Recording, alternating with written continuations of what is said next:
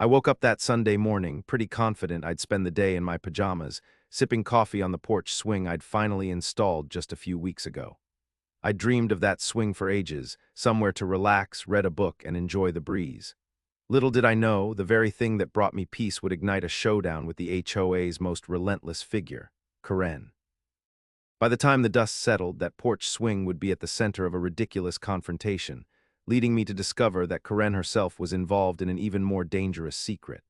She was violating the local fire code, and her entire smug empire was about to crumble. If power-hungry HOA tailies get your heart racing, stick around, make sure you like this video, subscribe to Tailflow, and drop a comment below if you've ever had a neighbor try to police your home. Because, believe me, this is one HOA war story you're going to want to hear right to the end. I moved into this neighborhood a little over 4 years ago, and at first everything seemed harmonious. The community was neat, the streets tidy, and the HOA mostly took care of landscaping common areas and organizing holiday events. But that calm was shattered about a year ago when Karen was elected HOA president. She had a knack for zeroing in on anything she deemed out of line, from the color of your mulch to the layout of your garden gnomes. Neighbors had whispered that she was an enforcer type, the kind of person who would walk around with a clipboard, measuring fence heights, scolding people for leaving their trash bins out 20 minutes too long. I figured if I just kept my place neat, she'd pass me by. And for a while it worked until I added that porch swing. I'd always wanted one. My late grandmother had a porch swing, and my fondest childhood memories involved me curling up beside her, gently rocking back and forth while we swapped stories. So a few weeks ago, I decided to attach a simple wooden swing to the underside of my porch roof, complete with comfy cushions. It was the ultimate relaxation spot. The day after I put it up, I spent 2 solid hours swaying there, listening to the rustle of leaves, feeling like life couldn't get any better. Then, right at the 500-word mark or so, came the dreaded letter from Karen. I found the letter taped to the porch post one chilly afternoon. The bold HOA letterhead was enough to make my stomach knot. Sure enough, it read, "Porch swing violation, immediate removal required." My heart practically skipped a beat. The letter cited some vague bylaw about architectural uniformity and claimed that any large attachments or fixtures needed board approval. Failure to remove the swing or apply for approval within 10 days will result in escalating fines. My immediate reaction was to laugh. This couldn't be serious, right? But with Karen, everything was serious. I'd heard enough stories from neighbors who'd paid hundreds in fines for improperly pruned shrubs or unapproved wreaths to realize I couldn't just brush this off. Feeling frustrated, I marched down to the local HOA office the next day. Housed in a converted bungalow near the community pool, the office had that official yet dreary vibe, walls lined with file cabinets, a few motivational posters about neighborly harmony. As soon as I walked in, I spotted Karen behind the counter, rummaging through some papers. She was in her late 40s, hair cut into a strict bob, her expression permanently locked in condescension. She glanced up and pinned me with a look that said, "I know exactly who you are." "Hi, Karen," I said, forcing calm. "I got a violation notice about my porch swing. Is this a mistake? The guidelines don't mention porch swings at all." She set down her papers. "We have updated guidelines concerning external fixtures. Your swing wasn't pre-approved, so it has to go or you'll be fined. I'm simply enforcing the rules." I asked to see the specific clause because my copy of the bylaw packet was from 6 months ago and said nothing about porch swings. Karen gave a thin smile, insisting the board had passed a new addendum 2 months prior. "It's on our website," she claimed. I visited that website daily for updates, yet never saw any mention of porch swings. But confronted with Karen's unwavering stare and her crisp, "I'm in charge" posture, I found myself flustered. She basically told me that if I had a problem, I could fill out a request form for board consideration, but there was no guarantee they'd allow it. The gall of it all was infuriating. The next day, I tried to find that alleged addendum online. Naturally, it didn't exist. I confided in a neighbor, Paula, who had also wrestled with Karen's nonsense. She'd been told her front door wreath was too large and distracting, and was charged a weekly fine until she changed it. When I told Paula about the porch swing fiasco, she rolled her eyes. "This is Karen we're talking about. She'll dig up imaginary rules if she wants something gone. Best approach is to fight back with the actual bylaws or she'll walk all over you." So I grabbed my official HOA binder from the year prior and started reading. Sure enough, not a single rule about porch swings. The only mention was that any structural change to a porch or facade might require approval, but a swing isn't exactly structural. It's more like furniture, right? Then, as if the porch swing issue wasn't enough, I got a second letter from Karen about a potential hazard on my property. This time she claimed my hedge was blocking the view of oncoming traffic, which was nonsense because I lived on a cul-de-sac. People rarely even drove by except maybe the mail carrier. My frustration skyrocketed. She was piling up petty violations on me, probably trying to rattle me into complying with the porch swing demand. The interesting part was that in each letter, she ended with a line about how safety was the HOA's top priority. It reeked of hypocrisy, especially considering I'd heard rumors that her own property had questionable compliance with local building codes. Specifically, someone mentioned that Karen's brand new back deck might have been built without pulling the proper permits, but no one had any proof. Determined to see if there was a bigger angle here, I rummaged through the local building regulations. Maybe, just maybe, Karen was violating something serious that I could use as leverage. For a few days, I stayed up late, poring over city codes on everything from deck railing heights to setback lines. Then, in a random line about fire safety and access, I stumbled on a mention of how any enclosed space above a certain square footage needed a specific type of fire-resistant material and an exterior route for emergency access. My mind drifted to Karen's property. I recalled seeing a large addition built onto her garage months ago, around the same time she'd become HOA president. Some neighbors grumbled that it looked suspiciously big, like it was over the local size limit for a storage shed. But no one had the guts to challenge her. At that point, curiosity got the better of me. One afternoon, I did a slow walk around the neighborhood, pausing near Karen's place. Sure enough, that extension was huge. It jutted out from the back with no separate door leading outside. If it was meant to be a living space or a workshop, it might indeed need a fire exit window or a specific type of firewall. It sure didn't look like it had one. Was Karen, Queen of Compliance, actually in breach of the local fire code? I snapped a few quick pictures from the public sidewalk, feeling half guilty about stooping to her level. But if she was harassing me over a porch swing, maybe it was time to show her the meaning of hypocrisy. I wasn't sure if a missing exit or a non-fire compliant addition was enough to get her in trouble, but it was worth checking out. I reached out to a friend who worked for the city's building department. Over a discreet coffee meetup, I explained the situation. He pulled up some records on his phone. Apparently, Karen had filed for a small workshop addition, but indicated it was under 200 square feet, thus exempt from more stringent code requirements. My friend glanced at the photos I snapped and whistled. That looks more than 200 square feet to me. If she exceeded that footprint, she might be in violation, especially if the interior is built out. At that moment, the pieces started clicking together. Karen might have lied on her permit application to skip the hassle and expense of fireproofing or adding an external egress. Meanwhile, she ran around policing porch swings, claiming safety concerns. The irony was delicious, but also maddening. If my friend's hunch was correct, Karen's addition could be a serious hazard, potentially violating the local fire code. My friend, bound by professional ethics, said he couldn't just open an investigation without cause. But if a formal complaint was filed, well, that was another matter entirely. I considered my options. Did I want to escalate things to the point of reporting her to the city? She was already on my case about the porch swing. If I filed a complaint, she'd definitely retaliate with more fines or even bigger threats. On the 9th day after receiving the porch swing violation, a second notice arrived, this one more threatening. You have 24 hours to remove the porch swing or face daily fines of $50, increasing by $10 each day of noncompliance. My blood boiled. She was dead serious about destroying my little haven of relaxation. I decided enough was enough. Armed with my pictures and the knowledge that Karen might have fudged her permit, I marched over to her house. I was going to reason with her face to face, show her that if we wanted to talk about safety violations, we needed to look in her own backyard first. She opened the door with that signature scowl. "Yes," she demanded, clearly unimpressed by my presence. I took a breath, trying to stay calm. "Karen, about the porch swing. I have reason to believe your own property might be out of compliance with the local fire code. I'd prefer we solve this amicably. You can let me keep my porch swing, or we can all dig deeper into each other's building permits." My voice shook a bit, but I tried to maintain a confident posture. Karen's eyes flickered with something between fear and anger. "I don't know what you're talking about. My property is perfectly up to code." She tried to slam the door, but I stuck my foot in.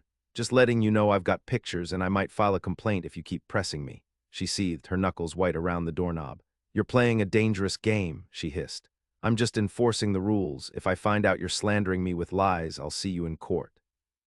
Then she forced the door shut, nearly crushing my foot in the process. I stood there heart pounding. She didn't deny it, she just threatened me with legal action. That told me she was scared. The question was, how far was she willing to go to protect her secret addition? Over the next few days, I debated my next move. My friend at the city department said he'd keep an eye out for any suspicious changes to Corinne's permit. Meanwhile, I tried to keep a low profile, ignoring the daily violation notices that landed on my porch. By the end of that week, the alleged fines had ballooned to $120. She was literally counting each day I kept my porch swing. I refused to budge. My wife, Sophie, worried we were digging ourselves into a financial hole, but the principle of letting Corinne bully us was just too bitter a pill to swallow. As if on cue, a neighbor named Tom approached me one evening while I was mulching the front flower bed. He asked if I'd received the same letter about emptying emergency services. Confused, I said no. He explained Corinne was handing out notices claiming certain driveways were too narrow for a fire truck, which was nonsense because these driveways had been built to code decades ago. Tom suspected it was part of Corinne's bigger plan to micromanage everything under the guise of safety. It dawned on me that maybe this fire safety angle was her obsession, ironically at a time when she might be ignoring a major safety code on her own property. Still, I hesitated to pull the trigger on filing a formal complaint. A part of me clung to the idea that maybe we could resolve this. Then it happened, the day I came home to find my porch swing forcibly removed. I'd been at work, and apparently Corinne led a small crew of HOA enforcers who unhinged the swing from the porch, leaving the seat lying on my lawn with a notice that read, "Removed for noncompliance." My jaw clenched so hard I thought my teeth might crack. This was beyond petty violations or harsh letters. She'd trespassed, destroyed property, and left me with the humiliating sight of my beloved swing on the grass. Something snapped in me that day. I stormed into the HOA office with the broken swing seat in my arms. Linda, the receptionist, looked alarmed. "Corinne's not here," she stammered, but I could see from her expression that she knew what had gone down. I said something along the lines of, "Tell Corinne we're done playing games," and marched out. By that evening, I had the city building department on the phone, lodging a formal complaint about Corinne's illegally large addition. My friend told me he'd treat it like any other tip, but from the urgency in his voice, I could tell he was itching to investigate. The next morning, I was awakened by the sound of an official-looking truck idling outside Corinne's house. A city inspector stepped out, clipboard in hand, striding purposefully up to her door. I watched from my window, heart racing. Corinne answered with a cold expression. They exchanged words. The inspector gestured around the side of her house, presumably asking to see the addition. Corinne shook her head violently, as if refusing. The inspector insisted, referencing some paper from his clipboard. Eventually, they both disappeared around the side yard. An hour later, the inspector emerged, wearing a grim look as he scribbled notes. Corinne trailed behind, yelling about harassment or something. He left without further ado. Corinne slammed the door. My phone buzzed a few minutes later. It was my city friend telling me the inspector found multiple violations, lack of a proper egress, wrong materials used, and the entire addition was a couple 100 square feet bigger than permitted. Possibly a direct fire hazard. So the tables had turned. I half expected Corinne to lash out with more fines or another forced removal of something from my property, but for the next few days she went radio silent. The rumor mill, though, exploded. Neighbors were sharing that Corinne was in trouble with the city. Some said she might have to tear down half her addition or pay steep fines. Others claimed she was ignoring the city's notices. By the time the next HOA meeting rolled around, the place was packed with curious residents, all wanting to see what might unfold. Sure enough, Corinne tried to run the meeting as though everything was normal, rattling off the same old, "we must maintain standards" lines. But people began peppering her with questions about her own violations. She tried to wave them off, calling it a private matter. Then, near the end of the meeting, I stood up, held up pictures of my forcibly removed porch swing, and said, "Corinne forced me to remove a porch swing in the name of safety, but apparently she's been ignoring a real hazard in her illegal addition. How can we trust her leadership?" The room erupted in chatter, some nodding vigorously. Corinne's face turned beet red. She demanded we return to the agenda, but the cat was out of the bag.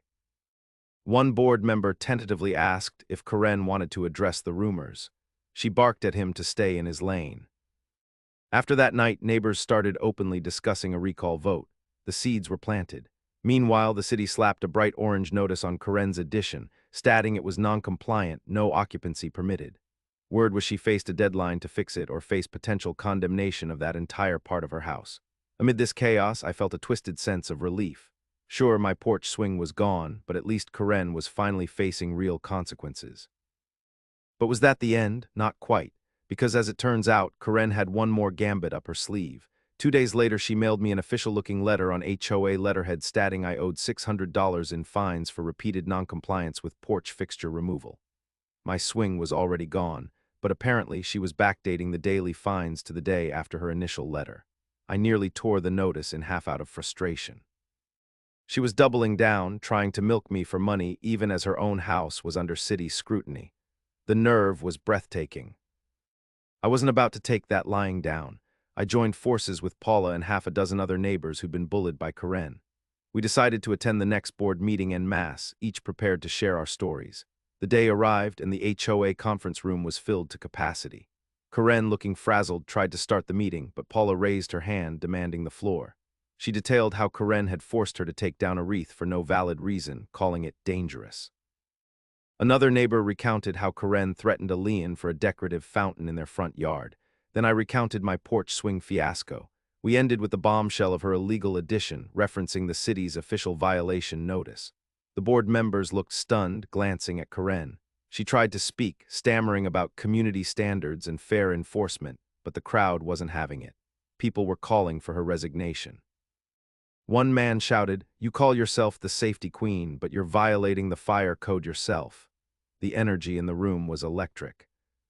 Then came the final nail in Karen's coffin. The city inspector walked in. He'd heard about the meeting from some residents who'd invited him, hopping for clarity. Standing at the back, he explained that he was conducting a follow-up inspection on Karen's property soon, and as far as he was concerned, her addition was dangerously non-compliant with the local fire code. The hush that fell was profound. Karen could do nothing but glare. She looked cornered, furious, and terrified all at once. That was all it took. The board swiftly scheduled a special session for a recall vote. The motion passed overwhelmingly. Karen stomped out, muttering threats about lawsuits, but it was too late. She was effectively stripped of her HOA presidency. Over the next few weeks, the city enforced corrections on her addition. Rumors circulated that she had to tear down half of it or pay a fortune to bring it up to code. She ended up listing her house for sale soon after. Maybe she couldn't afford the repairs, or maybe she was too humiliated to stay. By the end, no one in the community shed a tear for her departure. My porch swing saga didn't end exactly the way I'd hoped. My original swing was damaged during the forced removal. But the new board apologized on behalf of the HOA, waived all my fines, and gave me written permission to reinstall a swing if I wished. They even offered to pay partial costs for a replacement. I accepted. A few weekends later, I put up a new swing, sturdier and more comfortable than before. Every time I sit there now, gently rocking, I smile at the memory of how that little fixture triggered Karen's downfall. Sure, it was a bumpy road, but in the end it taught me that bullies with a badge or a title only hold power if you let them. And sometimes the biggest hypocrites fall the hardest. So if you're ever cornered by an HOA Karen who tries to tear down your porch swing, remember, check their house first. They might be ignoring a bigger rule like local fire code. And that, folks, is how I survived the porch swing war, and how Karen discovered she wasn't above the law. Thank you for listening to this wild story of petty fines, surprising alliances, and one epic showdown over a porch swing. If you enjoyed the ride, go ahead and hit that subscribe button for Tailflow, like this video, and drop a comment below if you've ever had your own run-in with a controlling neighbor or HOA. Because trust me, when everyday folks band together, even the strictest Karens have to face the music.